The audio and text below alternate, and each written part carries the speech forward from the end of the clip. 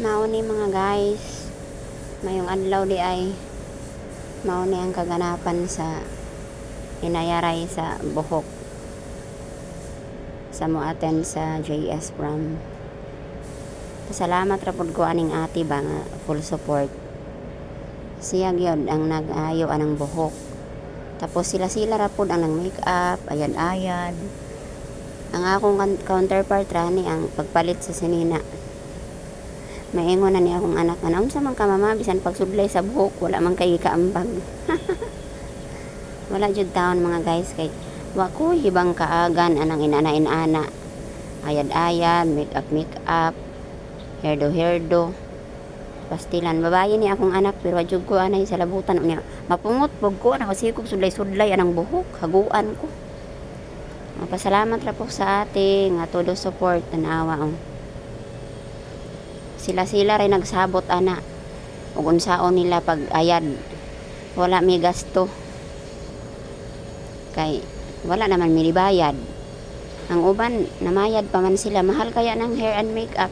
Kana gani mag-convention mi nga usa ka libo ang bayad. O di ba kani free. Silang duha ray nagmanihar.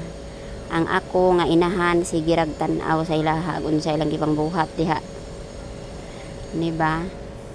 So kani maayo pud ni nga activities nila para kuan ni ma-experience silang inana ba nga once in a lifetime experience ra baya ng JS Prom. Tapos sila karon kani si ate wala daw ni ka-experience og JS. O di ba so todo support siya sa anak. Kayan siya nga sila wala sila ana sa ilang time. Kami sa among time na ami pero naka color coding you know. Kaysa una sa amo pag JS ang mga juniors pink tanan bisag unsa nga style basta ang color pink.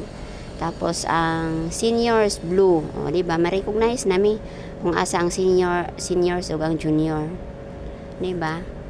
So kana sila kuan sila mura sila Technicolor pero ang theme nila is Hollywood.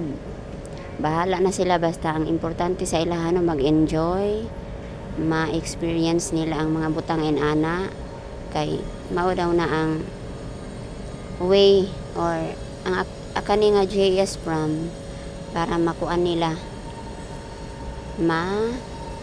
mauhan ang mga butang padong pagka adult na sila.